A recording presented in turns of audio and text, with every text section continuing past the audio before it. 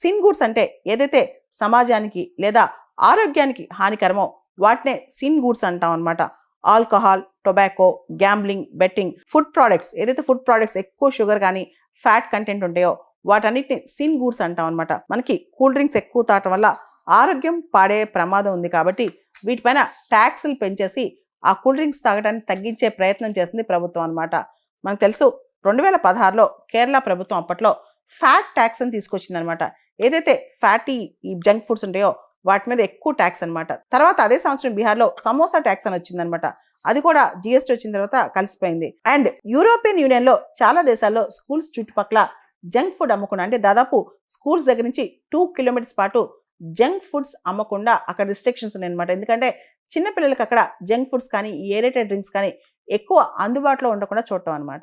మెక్సికోలో కూడా ఇలాంటి ట్యాక్స్ ఒకటి వచ్చింది, సోడా ట్యాక్స్ అని. దీనివల్ల అక్కడ ప్రజలు కార్బొనేటెడ్ డ్రింక్స్ తాగటం చాలా తగ్గించారనమాట.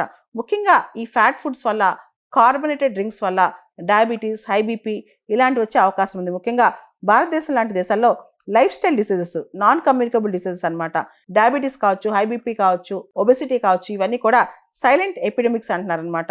ఇవన్నీ కూడా షుగర్స్, ఫ్యాట్స్, సాల్ట్స్ వల్ల వస్తున్నాయి. న్యూరాలజీ అనే జర్నల్ చేసిన సర్వేలో కొన్ని రకాల ఏరేటెడ్ డ్రింక్స్ లేదా కార్బొనేటెడ్ డ్రింక్స్ తీసుకోవడం ద్వారా మన బ్రెయిన్ ఏజ్ కూడా, అంటే అవసరమైన దానికంటే దాని ఏజ్ పెరిగిపోద్దంట, వృద్ధాప్యం అనేది తొందరగా వస్తుందంట. మనకు తెలియకుండా ఈ ఏరేటెడ్ డ్రింక్స్ లేదా కార్బొనేటెడ్ డ్రింక్స్ ద్వారా మనం చాలా కన్జ్యూమ్ చేస్తాం షుగర్స్ అనమాట.